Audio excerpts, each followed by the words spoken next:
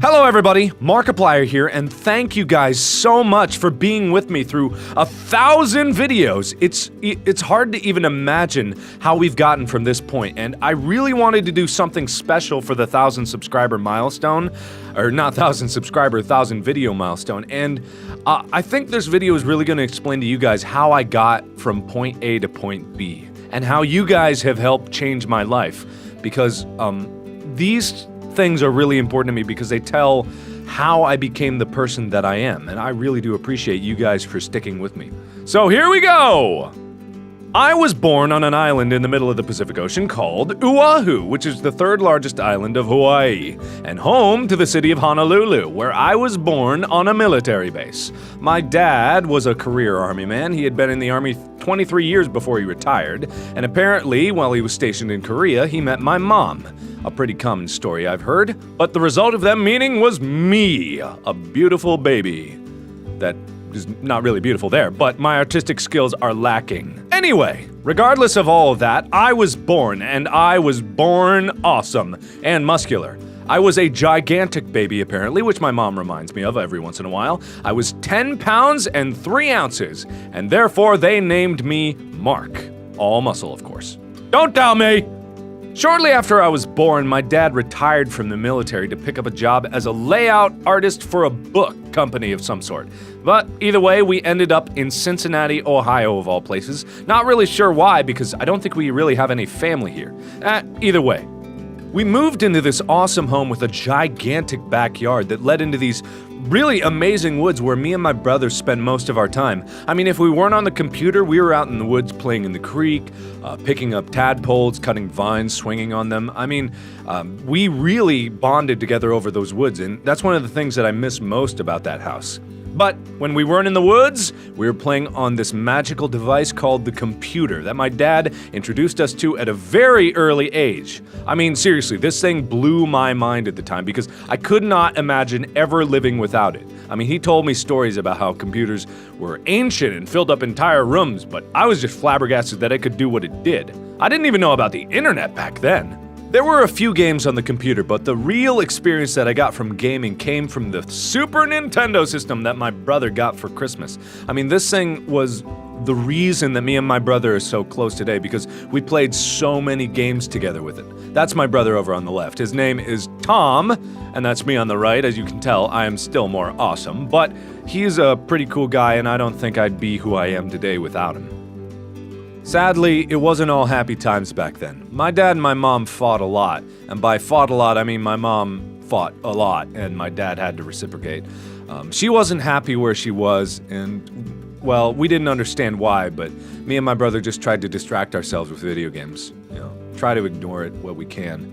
But eventually, that stopped working. It was pretty inevitable, but the divorce finally came. I mean, we were pretty sad, but we were more sad to see our dad just kind of cave in. I mean, we were out of money, half of the income was gone, so we had to lose the house. We couldn't buy as many games as we had before, so we lost out on a lot of gaming, but at least we got to keep the computer, and that's what really sparked my love of computers and technology. I should also mention that I was a pretty dumb kid. Me and my brother had a contest where we would try to jump as high as we could off the stairs and see who could land on a cushion at the bottom. I was gonna win, but I ended up cracking my skull open on the bottom step. This will make more sense later, but as I mentioned before, I was a dumb kid. When we moved out of the house, I could no longer go to the private school that we were going to, which was perfectly fine with me because I didn't really care, but it's all that I knew. I didn't even understand what lockers were all about when I went to the new school. I mean, just everything was perfectly foreign to me, and I didn't have an escape, I didn't go to the woods anymore, and I lost pretty much all of my friends and had to start all over. It was a pretty dark time for me because I had no idea what I was doing. But anyway, I made some friends, but I accidentally did something else stupid, and I was having a how far at the monkey bars can you jump contest, and I was gonna win, but I ended up falling on the ground and breaking my arm, like, really badly. Both bones and stuff, they were popping out everywhere. But this is actually a good thing, That's my brother there, shocked. But this is a good thing because this led to me finding some friends. And you may ask, well, how did that happen? Well, it happened like this. I had a cast on my arm and couldn't do things like sharpen my pencil. So this really awesome guy named Drew decided that he was gonna help me. And Drew is a tall redhead, but he was a cool guy anyway. He also got me more into band, which is where I made a bunch more friends, and where I blew his face off with my awesome trumpeting skills. Ha-ha! Eventually, after dating around for a long time, my dad found someone that we could all agree on. She was pretty much the nicest person that we ever met, and her name was Dee. I mean, I agreed with her because she bought us a PlayStation 2, and I was pretty excited at the time. But also, she did something that we couldn't do at that time, and she made my dad happy. And that was pretty much the most important thing that anyone could do. And from then on, high school started to become a breeze. I was moving through the grades, doing fine, being a good student. I made a lot of great friends, both in band and out of band. I got to play some great games, I was really happy with what I'd done, like Half-Life 2 and stuff. And I had a few girlfriends here and there, and that's always pretty fun when you're just a young teenager and first experiencing the wonders of a relationship and making out and stuff.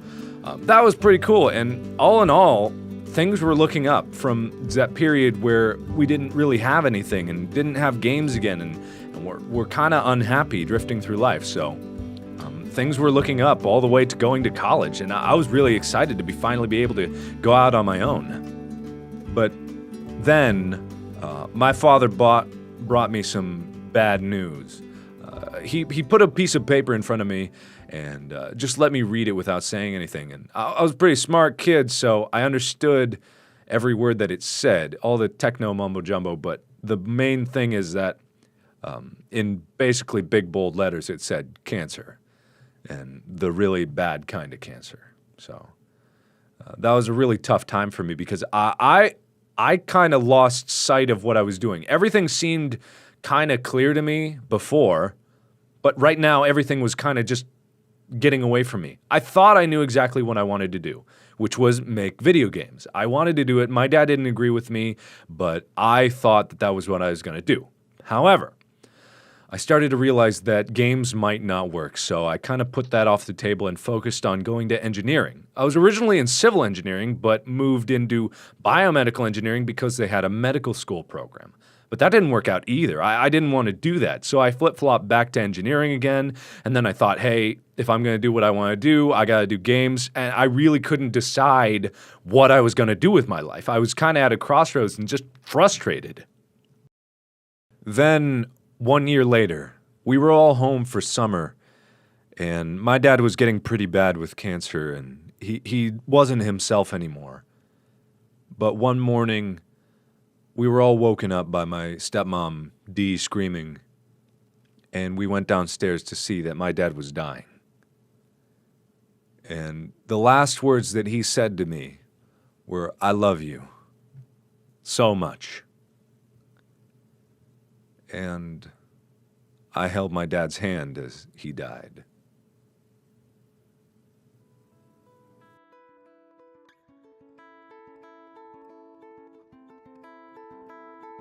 After my dad died, I became more confused than I was before because I was so far into engineering that I didn't think that I could get out anymore. And I was stuck in these mind-numbing co-op jobs that were literally me sitting at a computer 8 hours a day doing 2 hours worth of work and nothing else. It was absolutely horrible, and I didn't want to do that for the rest of my life.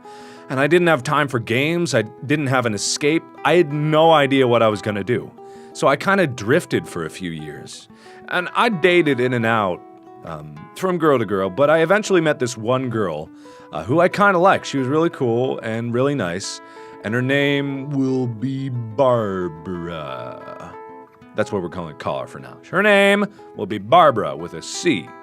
But anyway, I finally brought her to my mom, who I was living with, because after my dad died, I didn't have my own place, and she did not approve, which made me mad, and she was kind of confused. I was very upset because my mom got so mad that she eventually kicked me out, and there's more to it than that, but that's basically the long and the short of it. So I got mad, and she got mad, and then I went off and get my own apartment because I had a job at the time, that crummy co-op job, but it was still a job. Unfortunately, after I got my new place, my boss told me 3 days before I was supposed to come in for the new quarter that I didn't need to show up, which made me more mad. But I didn't yell at my boss, professionalism and all that.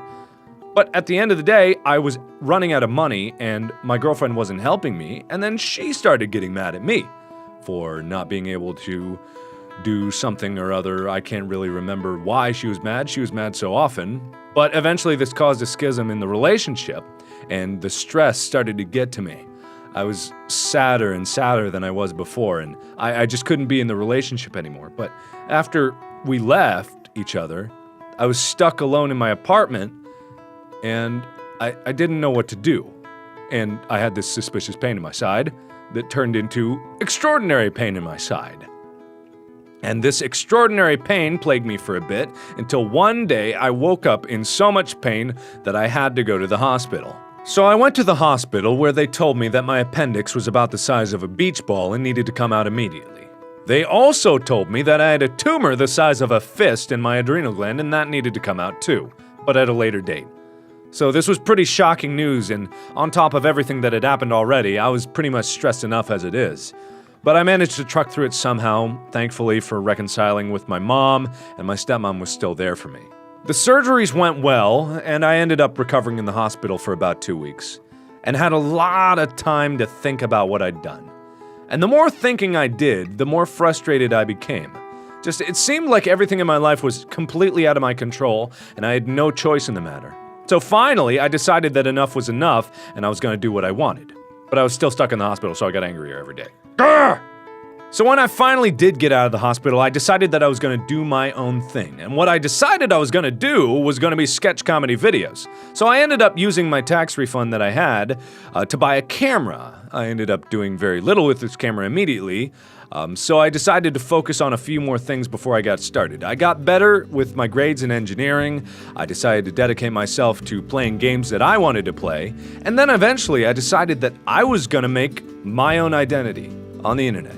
And more specifically, on YouTube, where I was able to start a channel that finally made me happy. I didn't even care that I didn't have that many subscribers in the beginning, because even the few people that did watch me, I was more than happy to do everything it took to entertain them. But as I kept playing, things started exploding. Like, the subscriber count went crazy, and now I have more subscribers than I know what to do with. And I'm just happy that anyone watches my videos. And that's what really changed my life, and it's happened very recently. Like, before, I was totally out of control of everything, and now, I'm finally able to do what I love. So thank you guys, sincerely. I owe everything in my life right now to the support that you have given me. I was lost before, I had no purpose before. But now we're able to change the world, do good, raise money for charity, do just everything we want to do to help improve the world. And I am so grateful that you guys decided that I was worthy enough to subscribe to. So sincerely, thank you guys so much. I owe you everything that I have now. And I wouldn't have it any other way. You guys are the best fans in the world. So thank you again so much. And as always, I will see you in the next video. Bye-bye!